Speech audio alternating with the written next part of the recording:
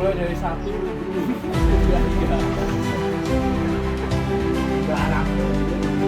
Iya, iya, iya.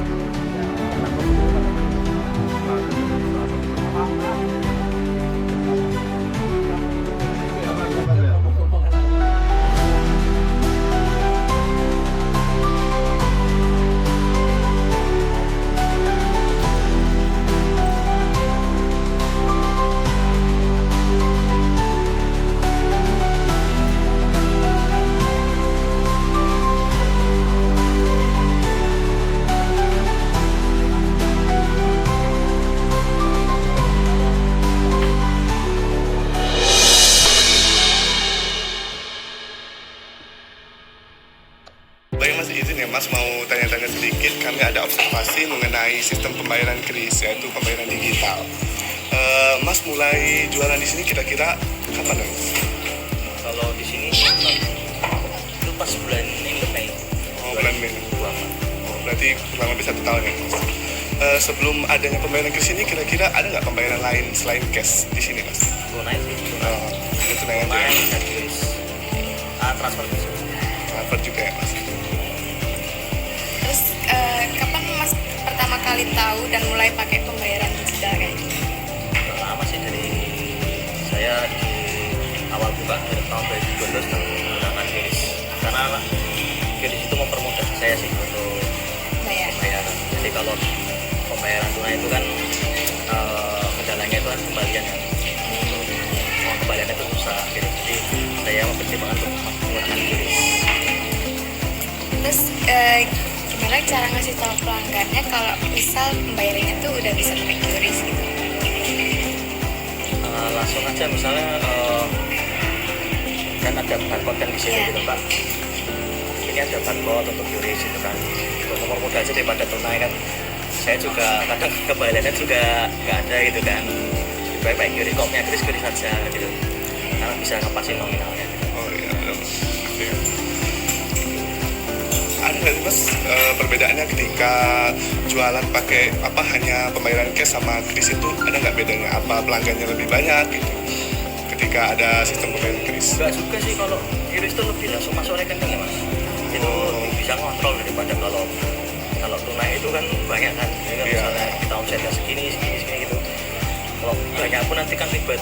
Kalau masuk QRIS jadi langsung masuk rekening. Kalau tunai nanti tidak ke bank, masukin ke Ya, bank. jadi lebih simpel ya. Iya. Lanjut selanjutnya, ada nggak sih Mas ketika pakai kris ini kesulitan yang muncul gitu atau masalah-masalah yang muncul? Kalau saat ini tidak ada kendala. Cuma sekarang kan eranya digital kan lebih kembang lagi kan, ada yang QRIS ada suaranya itu loh. Oh iya. Nah, saya pengen punya itu sebenarnya gitu. Saat ini kan masih QRIS yang lama, jadi hanya gambar aja jadi ya semakin dimudahkan sih pakai QRIS. Malah nanti ke depan akan semakin berkembang lagi sih sebenarnya. Iya, ya, pasti. Ya. Terus lebih sering mana pembayarannya? Apakah pakai cash atau kris dari pelanggan sendiri? Kalau untuk yang di warung ini masih imbang sih, tunai, karena mahasiswa itu tidak ada yang pakai QRIS juga, jadi mudahnya tunai, jadi saya juga melayani tunai, karena juga mahasiswa juga QRIS ya pakai QRIS. Terus bagusnya kris untuk usaha kecil itu gimana banget? Sebenarnya enggak juga ya kalau QRIS itu, karena kan ada BAT-nya. Oh, Ada BAT-nya meskipun nggak banyak ya, yang sekian persen, tapi ya apa ya, kalau di pedagang itu sebenarnya kan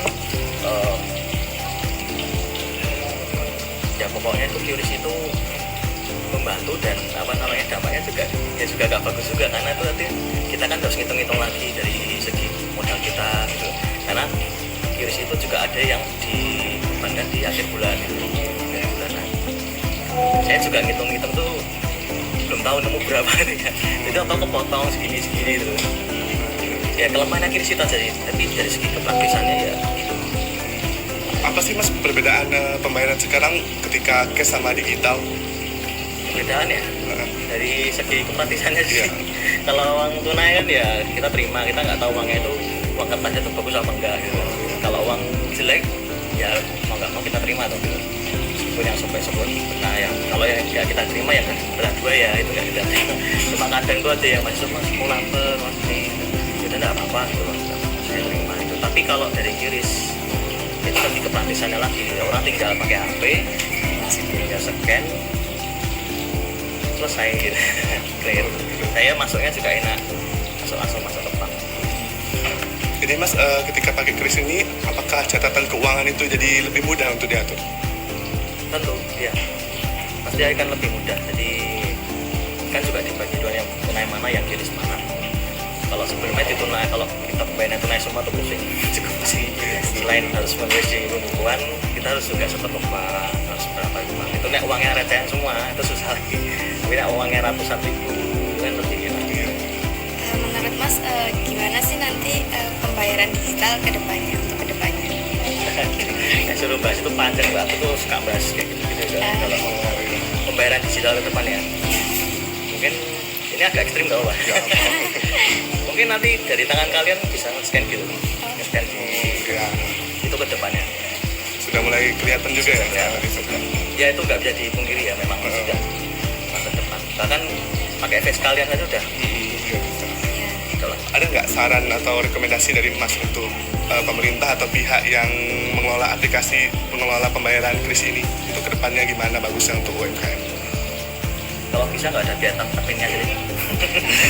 Pastinya Ya kalau depannya ya mungkin sama aja sih kan, ini udah praktis ya. Nanti kita pengembangan aja sih, pengembangan mau gimana nanti, misalnya mau pakai tangan nanti apa, pakai face payment kan, pakai buka aja dengan itu aja sih. udah Ada lagi? dan cukup Mas, mungkin itu aja pertanyaan untuk konsultasi hari ini. Terima kasih ya Mas, maaf ganggu waktu Mas. Terima kasih Mas. Ya.